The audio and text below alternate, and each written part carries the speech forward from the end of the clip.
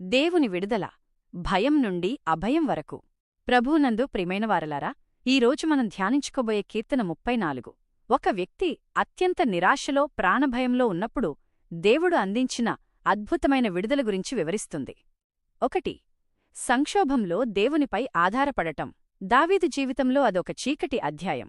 సొంత మామ సౌలు చంపాలని చూస్తుంటే ప్రాణరక్షణ కోసం శత్రువులైన ఫిలిస్తీయుల పట్టణమైన గాతుకు వెళ్లాడు.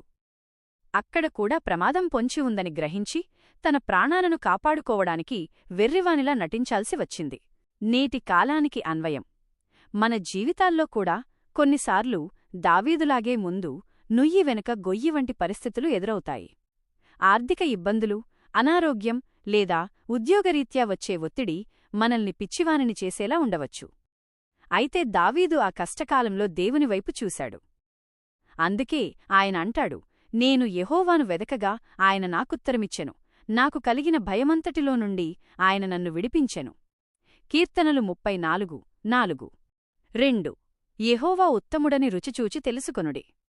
దావీదు తన అనుభవం ద్వారా ఒక గొప్ప సత్యాన్ని చాటాడు. దేవుని కృప అనేది కేవలం సిద్ధాంతం కాదు, అది అనుభవించాల్సిన విషయం. గాతురాజు అబీమెలెకెదుట తప్పించుకున్నాక అదుల్లాము గుహలో దాక్కున్నప్పుడు దావీదు ఈ మాటలు అంటాడు, సింహపు పిల్లలైనా లేమిగలవై ఆకలిగొంటాయి, కాని యెహోవాను వెదికేవారికి ఏ మేలు కొదువ ఉండదు. నేటి కాలానికి అన్వయం. ప్రస్తుత సమాజంలో మనం లోకపు సదుపాయాలమీద, మనుషులమీద ఆధారపడుతున్నాం. కాని దావీదు నేర్పుతున్న పాఠమేంటంటే అన్నిటినీ ఇచ్చే దేవునిమీద భయభక్తులు కలిగి ఉండటం. యెహోవా ఉత్తముడని రుచిచూచి తెలిసికొనుడి, ఆయనను ఆశ్రయించు నరుడు ధన్యుడు. కీర్తనలు 34:8. మన అవసరతలు తీరనప్పుడు, ఆకలి వేసినప్పుడు దేవుడు మనల్ని విడిచిపెట్టడు. 3. నీతిమంతుని ప్రార్థన, దేవుని జవాబు. దేవునికి భయపడటమంటే కేవలం వణకడం కాదు, చెడును విడిచిపెట్టడం, సత్యాన్ని పలకడం మరియు సమాధానాన్ని వెదకడం. దావీదు శత్రువుల మధ్య ఉన్నా దేవుని నీతిని మరువలేదు. దేవుడు ఎవరికి దగ్గరగా ఉంటాడో తెలుసా? విరిగిన హృదయం గలవారికి, నలిగిన మనస్సు కలవారికి ఆయన చెంతనే ఉంటాడు. నేటి కాలానికి అన్వయం. ఈనాడు మీరు ఒంటరితనంతో ఉన్నారా?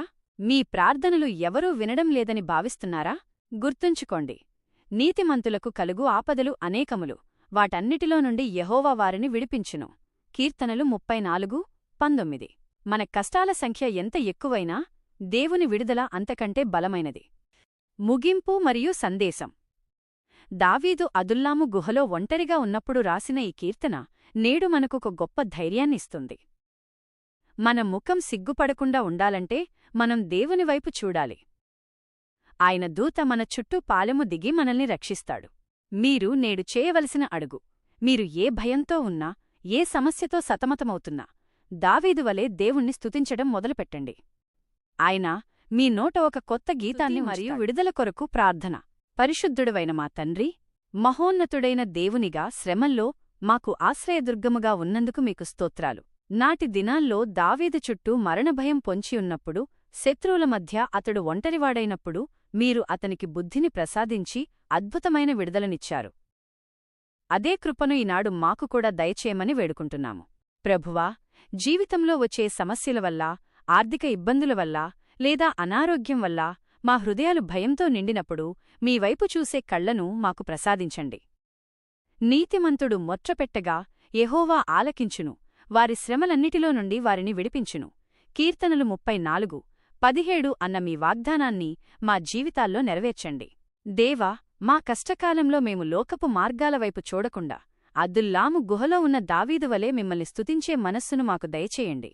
మా ముఖములకు సిగ్గు కలుగనివ్వక మీ ప్రకాశముతో మా జీవితాలను వెలిగించండి. విరిగిన హృదయముతో, నలిగిన మనస్సుతో మీ పాదాల చెంతకు వచ్చే ప్రతీ బిడ్డను ఆదుకోండి. తండ్రి, మేము చెడును విడిచిపెట్టి మేలు చేస్తూ, సమాధానాన్ని వెదకుతూ మీ యందు భయభక్తులు కలిగి జీవించేలా మాకు సహాయం చేయండి. సింహపు పిల్లలకైనా లేమి కలుగుతుందేమోగాని మిమ్మల్ని ఆశ్రయించే మాకు ఏ మేలు కొదువ కాకుండా మీరే మా కాపరిగా ఉండి నడిపించమని, అపాయముల నుండి మమ్మల్ని తప్పించమని వేడుకుంటున్నాము.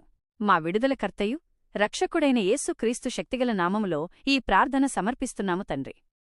ఆమేన్.